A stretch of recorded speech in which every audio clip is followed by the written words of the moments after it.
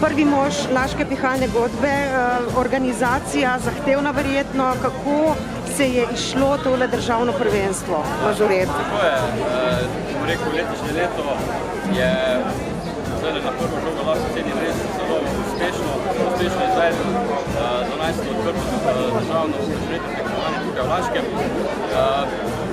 Treba je sestaviti res ekipo, ki je bila v zadnji, definitivno to ni škod oziroma rezultat enega človeka, ampak ekipe več kot 30 ljudi, ki smo dejansko zadnji mesec oziroma 2 meseca posvečeno in zelo intenzivno delali na tem dogodku in rekel res, da rezultat, kot vidimo, je bil uspešen.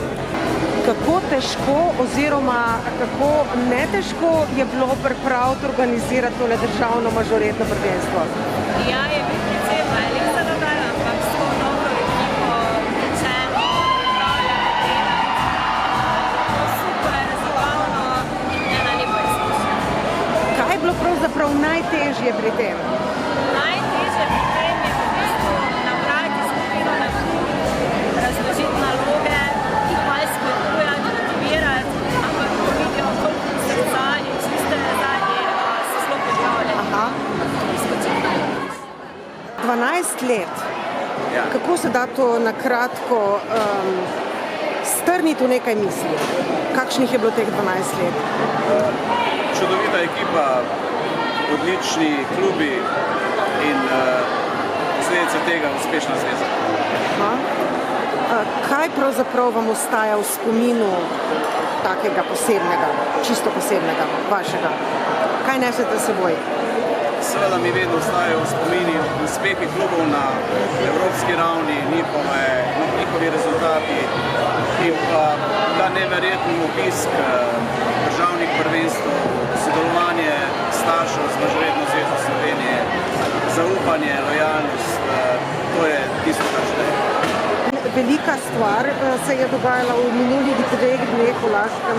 V čem si boste vi zapomnili tole prireditev, to srečanje mažoret? Za nami je najbolj barvit vikend praktično v Laškem, namreč ko takole mažoretni navijači preplavijo Laško v različnih navijaških barvah. Laška barva seveda zelena, ki umiruje zeleno družino. Res pripravijo eno tako izjemno vzdušje, ki se ne more primerjati niti vzdušjem na nogometnih, niti na kakšnih drugih športnih prireditvah. Zato sem izjemno ponosen, da je Laško letos ponovno gostilo državno prvenstvo Mažoretne zveze Slovenije, ki je uspešno izpeljano, predvsem seveda v organizaciji kulturnega društva Laške pihalne godbe, in da je bila dvorana Tri linije, ki je na nek način športni hram, pa hkrati hram plesa in kulture, praktično napolnjen do zadnjega. Kaj bo zdaj? S čim se boste ukvarjali? Ne bo zmanjkalo dela, seveda je pa pred nami še Evropska asociacija, v kateri mislim biti še naprej aktiven in jo pripeljati do približno takih uspehov kot Mažoretna zveza. Zdaj v 12 letih so vas dekleta zagotovo naučile obračati palcev. Ne, Nikoli? Nikoli se nisem srečal s tem. Prihajam iz godbeniških vod, tako da sem obračal včasih predvodniško palico. Aha. Res še kakšen poseben spomin, kakšno posebno doživetje? Ne bi ničesar izpostavljal, ker še celo življenje delal timsko, tako da vsako izpostavljanje je personalizacija nekoga, tako da zgodbe so danes zaključene, so izjemno lepe in ne morem izpostaviti teh zgodb nobenega trenutka in nobenega. Hvala, uspešno delo. Hvala tudi. Kako ste laške mažorete zadovoljne z izidom, s tekmovalnimi rezultati? Tako bom rekla, vedno posegamo po najvišjih odličjih in vedno stremimo k največjim odličjem. Tako da smo zadovoljne, punce so delale najboljše, kar so lahko. Res so bili lepi nastopi, ampak naslednje leto segamo še više. Velja. Mogoče kakšen poseben, po čem si boste vi zapomnili tole državno prvenstvo? Predvsem po srčnosti naših deklet, res so super ekipa.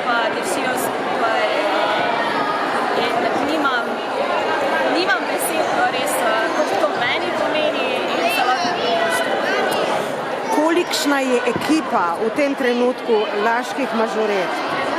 Vseh 5 skupin, torej tudi veterane, šteje čez 100 deklet, tako da je to ena zelo velika zelena družina.